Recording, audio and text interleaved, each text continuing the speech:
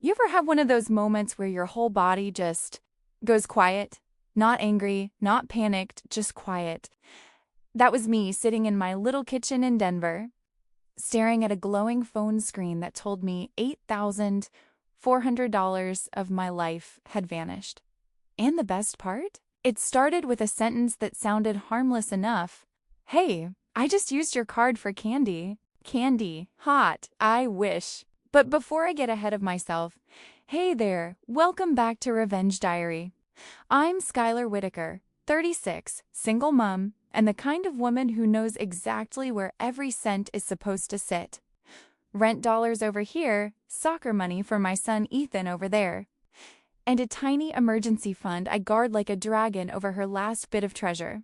So when I tell you this story, take it from someone who had to learn the hard way that love without boundaries, that's not kindness. That's slow-motion self-destruction. That Friday night, I came home drained from work. Picture me, bag slung over one shoulder, hair up in a messy bun that had definitely seen better days, dreaming only of my couch and a cup of tea. From the living room, a voice floated over lazy, sing-song, "Hey, I used your card for candy. Hope that's all right?" I didn't even flinch. My family had been staying with me for months. I figured, what, $2? $3? Whatever. I let it slide. Hours later, close to midnight, I climbed into bed, opened my banking app, and saw hell in transaction form. No candy. No harmless little treat.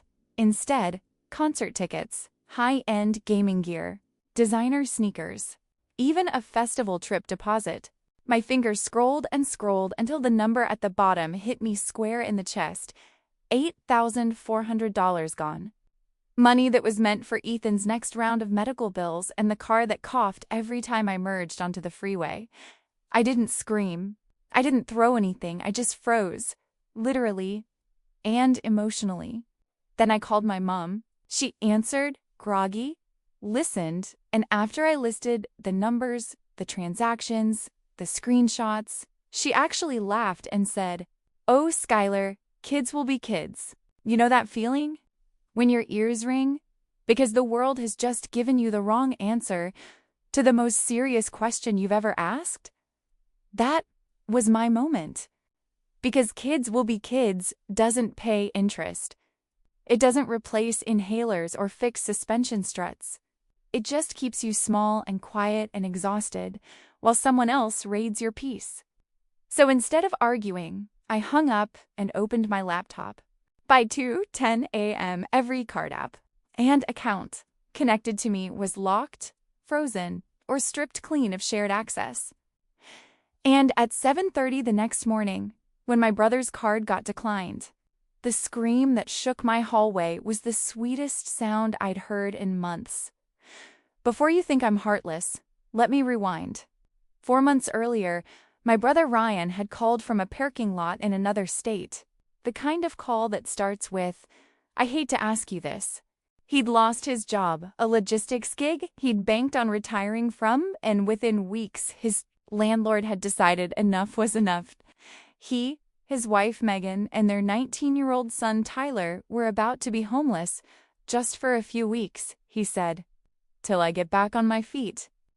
I remember looking around my house, 3 bedrooms, one of which I proudly called my home office, even though it mostly contained bills and a dusty treadmill. Before logic could speak up, empathy did. I said yes.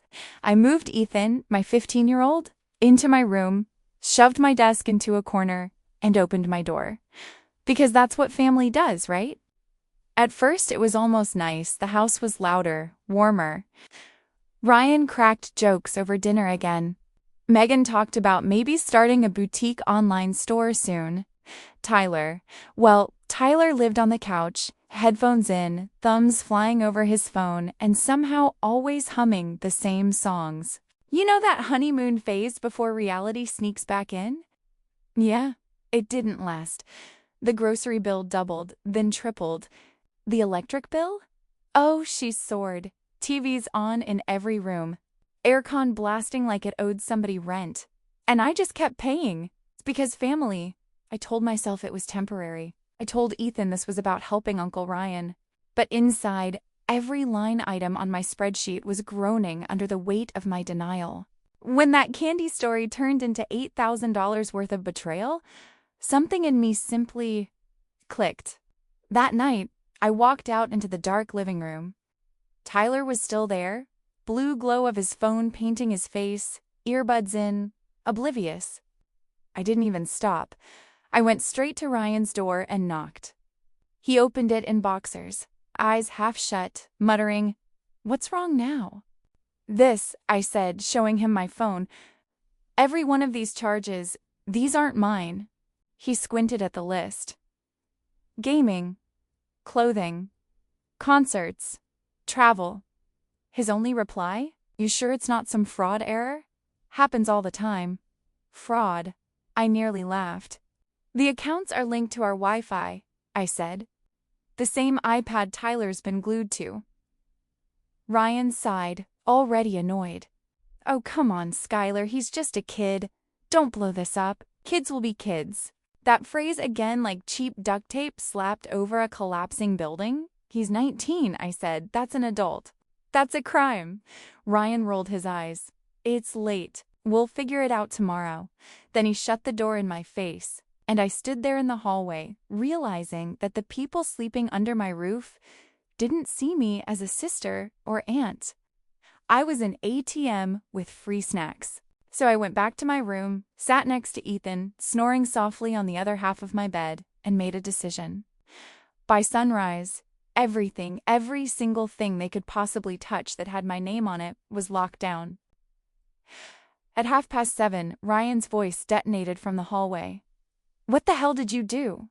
He stormed into the kitchen, still half asleep but furious. "My card got declined at the station. The app says it's frozen." "Did you do something?" I took the calmest sip of coffee I've ever taken. "Good morning to you too." Then came Megan's shout down the hallway. "Instacart says our payment's invalid. Are we hacked?" And Tyler, stomping in like my floor insulted him.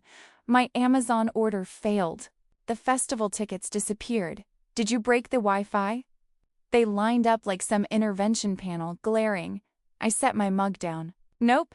The Wi-Fi's fine, the bank's fine." But I decided last night my generosity officially expired. Ryan blinked. "What does that even mean?" "It means that after watching $8,400 disappear because of this household, I froze every path you've used to spend my money." They stared at me. 3 people who had been quite happy to live off my exhaustion. Megan raised her eyebrows. "Steal is a pretty heavy word, don't you think? You said we were family." "Exactly," I said. "And you drained your family's account like it was a slot machine." Tyler scoffed. "You've got a good job, Aunt Sky. You'll make it back. Don't go psycho over some charges." "Oh, the audacity." "This isn't about the money, Tyler," I said, steady. "It's about respect. And apparently that's the one thing missing from this house." Ryan stepped closer, using his big brother voice. "Look, just call the bank. Undo whatever you did. We'll figure it out together." "No," I said, "we'll talk tonight after dinner. You can figure it out without draining my account again." The silence that followed was delicious. That evening my kitchen looked like a courtroom. Ryan at one end, Megan beside him with glossy, angry eyes, and Tyler slouched across from me playing indifferent. Ryan started first.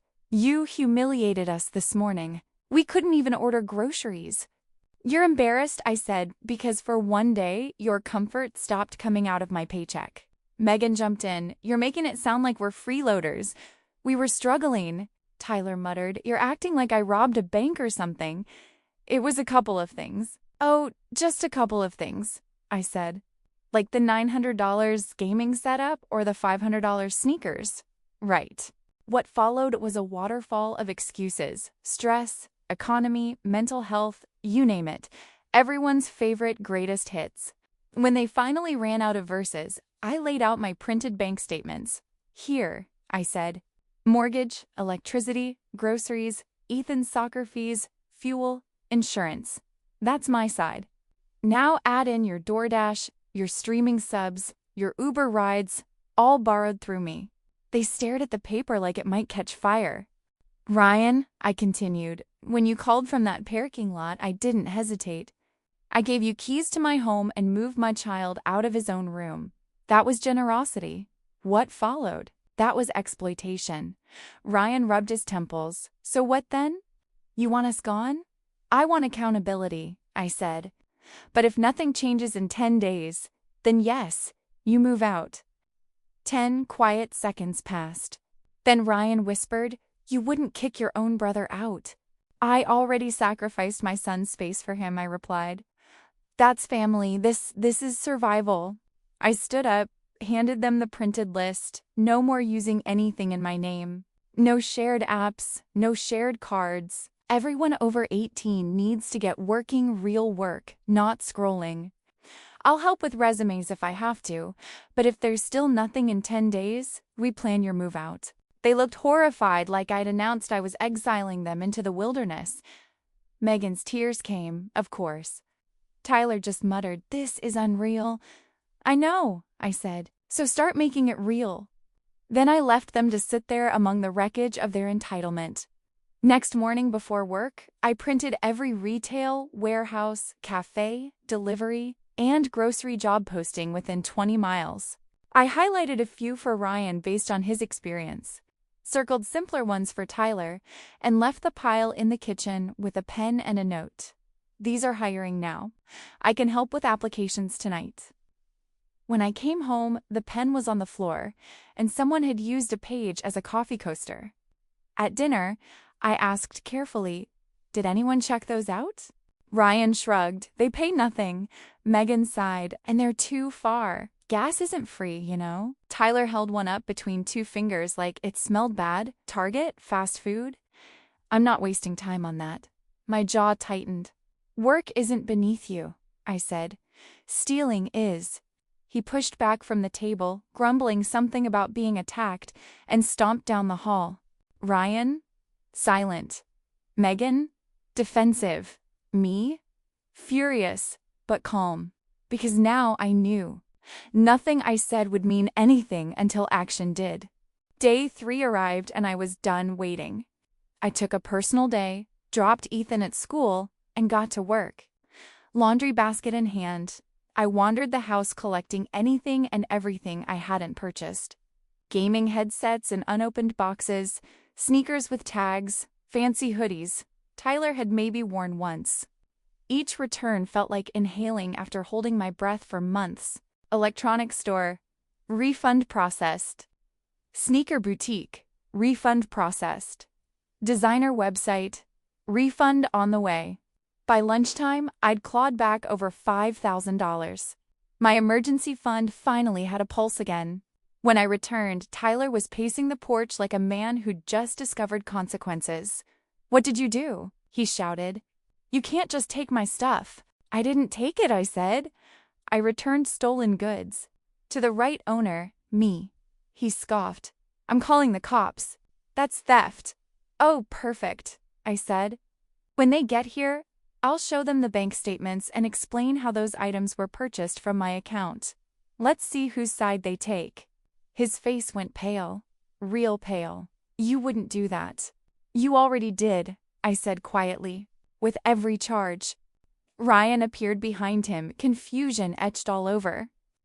Tyler pointed at me. Tell her she can't just do that. Ryan sighed, rubbed his jaw. Skylar, maybe you should've. I gave you 10 days, I interrupted. I gave you chances, job listings, and help. We're 3 days in, and the only progress you've made is emptying my pantry. The message landed. Maybe not deeply, but enough. Ryan actually did take the coffee shop job I lined up for him, complained constantly, but still went. Megan started gig work, half-heartedly. Tyler filled out one warehouse application and then moaned about bad vibes. I thought maybe hope wasn't naive after all, but by day 8, we were back to square one. Ryan quit customers were rude. Megan blamed the cost of petrol for not accepting more gigs. Tyler said minimum wage isn't worth his time. So I printed one last letter, Short and cold. 72 hours to plan and start leaving. When Ryan read it, he said, "You'd really choose money over family?" I looked at Ethan sitting on the sofa, finally relaxed in his own house again. "No," I said. "I'm choosing my son's stability over your chaos."